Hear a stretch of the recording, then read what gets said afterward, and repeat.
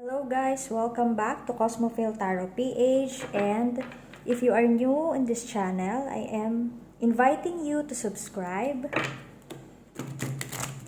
Maraming salamat din po sa mga old subscribers na natin, and we have a reading for the month of October.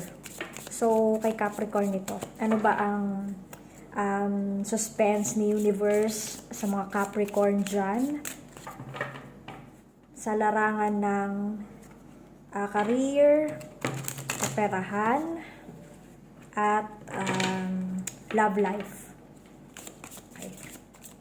Paalala lamang po, ito po ay general reading, so hindi lahat ay makaka-resonate. Kung ano man po yung maka-resonate sa inyo, yun lamang po ang inyong kunin, at iwan na po natin sa iba yung hindi. Okay, wow! First card, luck agad and focus. So, ang sinasabi dito, Capricorn, you have the luck if you focus on your goal. So, focus lang kasi Capricorn, nasa-sense ko sa inyo na yung iba sa inyo parang nawawalan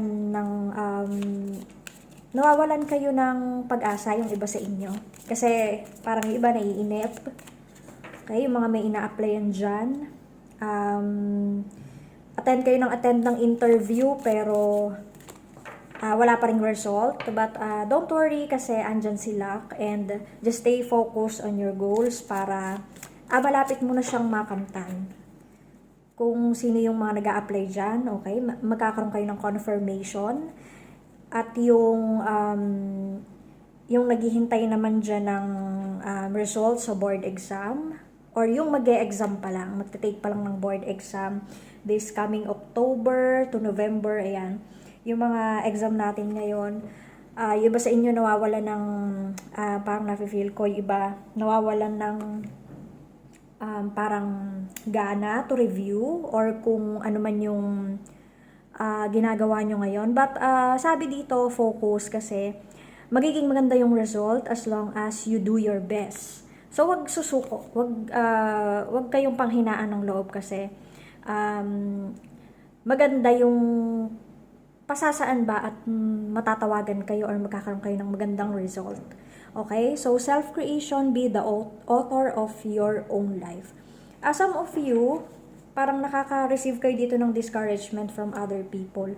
Ang sinasabi dito, you are the driver of your own life. Huwag mong ipamaneho sa iba.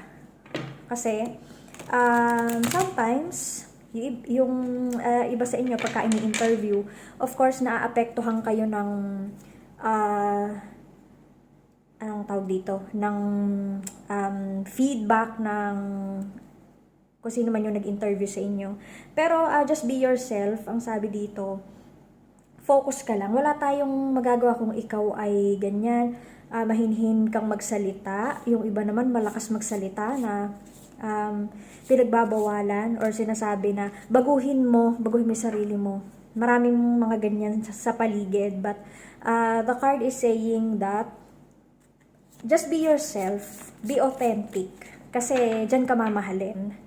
So, just focus. Ayan, ang ganda ng first card mo this coming October. Merong luck na mangyayari sa career. So, push lang ng push, Capricorn, at makikita mo yung result na gusto mo. Okay? When it comes to your finances, divination, saka passion. So, meron dito, parang minamahal mo yung gawain mo.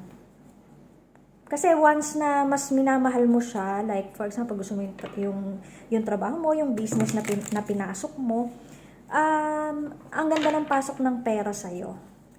Basta ginagawa mo siya ng sa puso, hindi mo siya ginagawa ng, kasi pag kumita lang ako, para lang kumita ako, gagawin ko yan eh.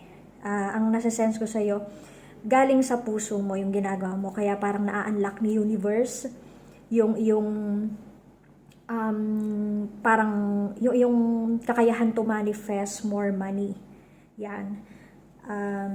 May passion, ayan, tapos divination. So ano lang, manifest, tapos Be connected sa nature, maging grounded ka. Kasi sinasabi dito ni universe na eto na yung chance mo para ma-attract kung ano man yung ina-attract mo noon na parang sa tingin mo ay hindi mo kayang ma-achieve, pero ngayon sinasabi ni universe na maraming good news na paparating sa iyo, wish fulfillment, pero gawin mo yon from the bottom of your heart. Kailangan bukal sa kalooban.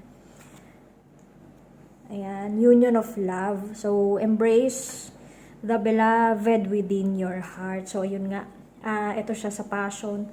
Basta galing sa puso, and parang nafe-feel ko naman na you are Capricorn. Talagang kayo yung very dedicated. Kung dati medyo hirap kayong mag-manifest ng pera, but now parang binigyan kayo ng chance to prove yourself. Parang sinabi na kailangan mong gawin sa puso ng bukal sa kalooban mo kung ano talaga yung hilig mo, ay hindi yung makakapagpayaman sa'yo or magbibigay ng kaperahan. Ayan, paparating na si kaperahan, but you have to stay focused, tapos kailangan very passionate, and yun, gawin nyo ng bukal sa kalooban, huwag magrereklamo. At nafe-feel ko naman na hindi na kayo pala reklamo ngayon, Capricorn.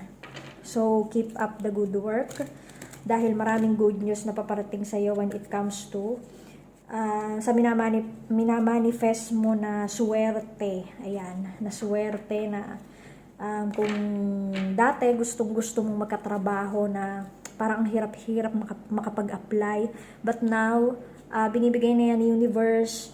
Hindi matatapos tong October na to na magkakaroon ka ng permanent job, o kaya yung mga naghihintay ng promotion, o kaya yung nagbukas ng business na kailan nyo ba, parang naghihintay kayo kung kailan yung return of investment. Lahat yan ngayong October magkakaroon ng update. So good news talaga. So now, when it comes to your love life, ayan, may coffin tayo. Tapos there's a dragonfly. Tapos heart with a key. Tapos the golden mirror. So dito, merong new beginning. May magta-transform na relationship. So magandang pangitain to kung kayo ay naghihintay ng parang yung inyong dawan. Ayan, ngayon magkakaroon ng linaw. Tapos kung parang may dadating sa inyo na hindi nyo in-expect. Yun yung nakikita ko dito. Parang parang very siya, unexpected person, tapos hindi mo akalain na ganun yung na siya pala yung parang bigla na lang mag-bloom yung inyong relationship. So ang sabi ng ating guardian angels, blessing in disguise. Ayan, what appears to be a problem is actually part of your answered prayer. So kung very unexpected yung dadating, blessing in disguise siya. Talagang binigay siya sa inyo ni universe. Yun nga, kasi ang sabi, once na kahit tayong magplano, kung ayaw ni universe yan, wala tayong magagawa. And kung gusto yan ni universe, wala rin naman tayong magagawa. Okay? So, go for it. Ayan.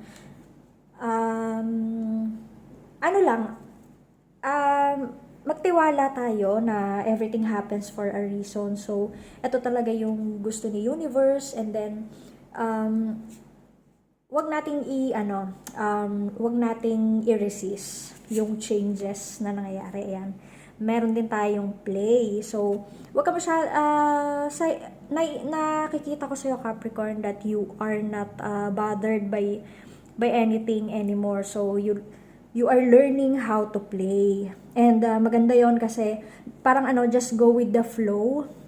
Saka pag kasi minsan hindi natin masyadong iniisip yung mga bagay-bagay, parang mas masaya kasi hindi ka nag-expect. Okay? So, yun lang. Maraming salamat po, Capricorn.